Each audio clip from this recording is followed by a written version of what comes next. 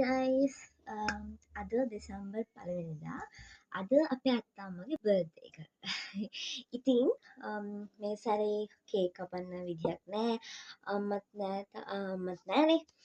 එහින්දා අපි කේක් කපන්නේ නෑ මේ සැරේ.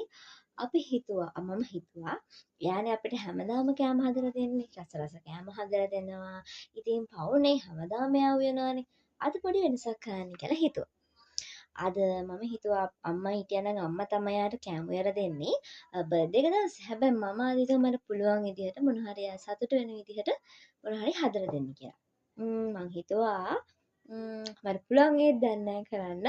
මං හිතුවා කහපත්තු වෙලා චිකන් ඩේවල් එකක් හදලා පරිප්පු ටිකක් හදලා පපඩම් බදින්න. හරිද? ඩෙසර්ට් එකට පුඩිමක් හදන්න. කැරමල් පුඩින් එකක් හදන්න තමයි මම හිතන් ඉන්නේ.